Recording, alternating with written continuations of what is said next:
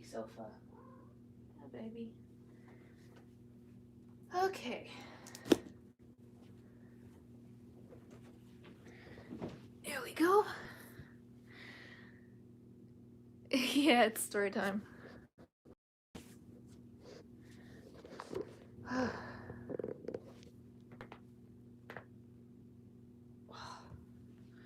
What was that about? Do you want up here? Come here. If you want up here, get up here. She's just staring at me. What? How's everyone doing? Sorry for the lack of music. Wi-Fi's not working, but hi, welcome in. Hi, baby. Hey. We're not doing that. What was that about? Oh my god. Well, she's in a mood, so that's nice.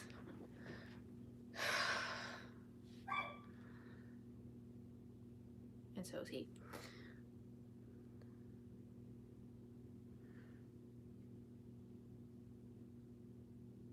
I've actually never used a jukebox before.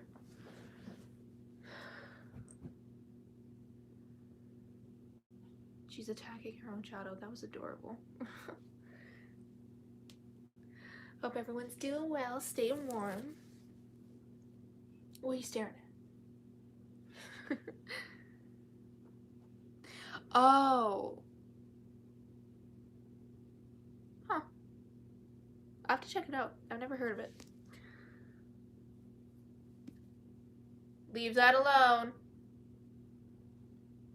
Nope. We're not doing this. Nope. No.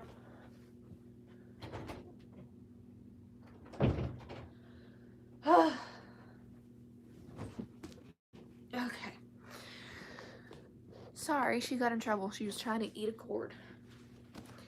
Anyway, how's everyone's day been? Or night, or whatever time it is for you.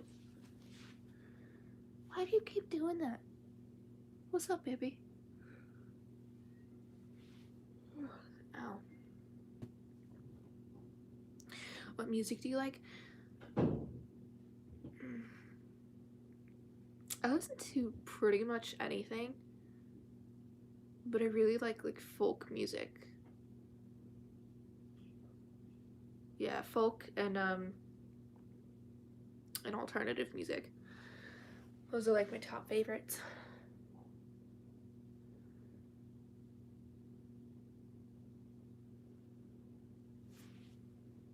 Hey. I think we can get started. So grab your story keeper's cup, grab a blanket, grab a stuffy if you have one, grab a pet, and snuggle up because it's story time. Tuesday, 7:43 a.m. I wait inside the treehouse until the next downpour begins, and then climb down and walk through the heavy rain, hoping that as long as it's pouring,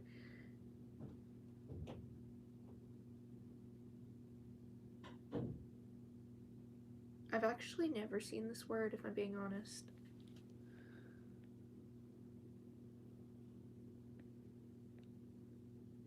Hi, welcome in.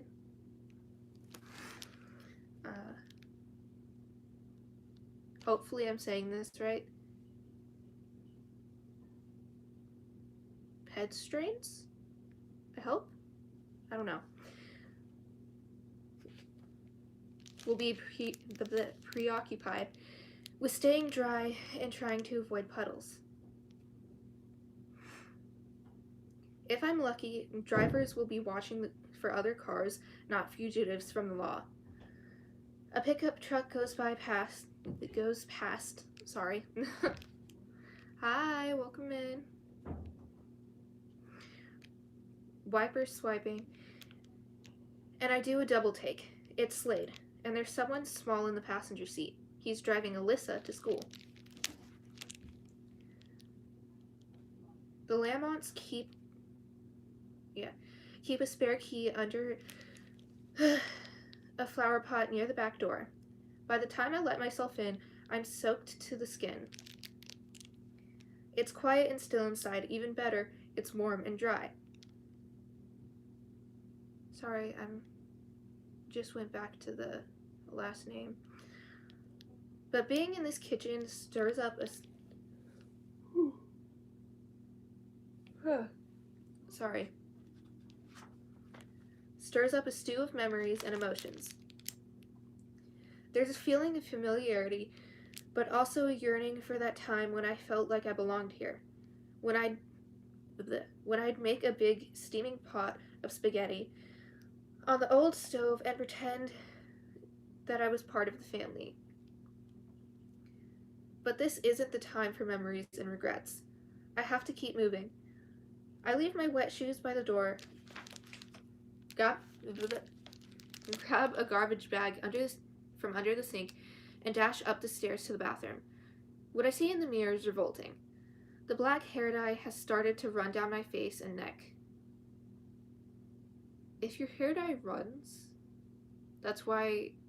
Sorry, we're going off topic for a second, but when you dye your hair, you're supposed to run it underwater until the water runs clear to avoid this. Little hair dye tip if you ever want to dye your hair. The black hair dye... Oh. Sorry, someone texted me. The makeup is streaked and smudged. What a mess. After stripping out of my soaked and dirty clothes, I go through my pockets for money. Slate's pen light and other things I don't want to forget. All the change in my pockets comes to a little over $1. I thought I had more, but now that's just one more problem I'll have to deal with. I stuff the wet clothes into the garbage bag and get into the shower. The hot water feels so good. It takes a lot of shampoo to get most of the black dye out. Finally, I towel off and blow dry my hair. Not all the color is out, but enough to make my hair look an unnatural shade of dirty blonde. Wrapped in a towel, I head back downstairs and raid the kitchen. There's milk in the refrigerator and honey. Sorry, I didn't mean to pause. And Honey Nut Cheerios in the cupboard. 2 bowls later, I'm back upstairs. Alyssa's room is a reflection of a girl with one foot in the smooth sands of childhood and the other on the rocky shore.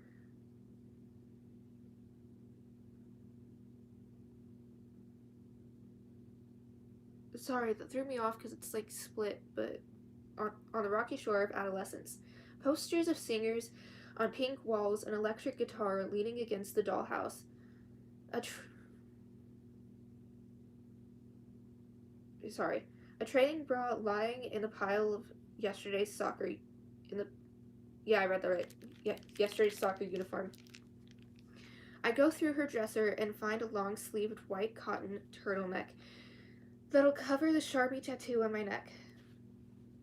Next, I pull on demi shorts over white leggings, then a pink hoodie, and a matching pink baseball cap. A pair of pink and white... Sorry, my brain is slowing down. A pair of pink and white Velcro sneakers are a nice touch. Even Alyssa, at age 12, probably wouldn't be caught dead in something so childish. I found her old eyeglasses in a drawer and a lollipop in the candy jar in the kitchen. Standing in front of the full-length mirror, I'm almost unnerved by how young I look. Maybe it's the candy cane eyeglass frames, but I wonder if I'm actually more convincing it.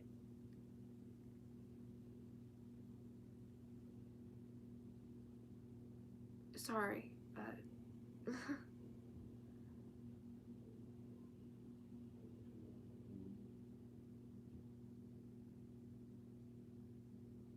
I don't know how to say this, so I'm going to replace it with young. It's pretty sure it means the same thing. Convincing as a young girl than I was as a punk. My brain, oh my god. I am so sorry. I wander away from the mirror and into the hall, barely conscious of where my feet are taking me until I stop outside Slate's door. So far, I can justify sneaking into the Lamont's house, eating their food. Oh my god, my brain is not working. Taking a shower and borrowing some of Alyssa's clothes. Desperate times call for desperate measures. But what I want to do next crosses a line, only I can't help myself. I press my fingers against the door of Slade's room and go in. My heart thuds and the ache returns stronger than ever. So little in this room has changed. The car and motorcycle posters on the wall, the ankle weights on the floor, which Slade is supposed to use to keep the muscles in his knee fit, the shelf of dusty everyone gets trophies from soccer and Little League. But there's something new hanging on the closet door. A pale green-gray military camouflage uniform. And on the floor, tan lace-up boots, Slade's uniform. On his desk is a new laptop, which he got through the Army PX. Ugh. A photo is taped to the outer edge of the screen so that every time he sits down and he sees it. It's a photo I know well because I have a framed copy of it on my night table at home. In it, Slade and I are together, arm in arm, smiles on our faces. One night last April at a party Dakota gave. Sorry, my brain is shutting down. I feel a rush of hope. He's kept the photo where he can see it all the time. My spirits lift, so he does still care. Only now I notice something else in the photo. Something I missed before. Because I've always been content to look at Slade and me standing in front of a small crowd of people with drinks.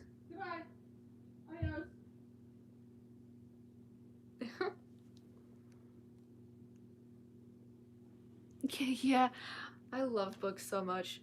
I'm a huge bookworm.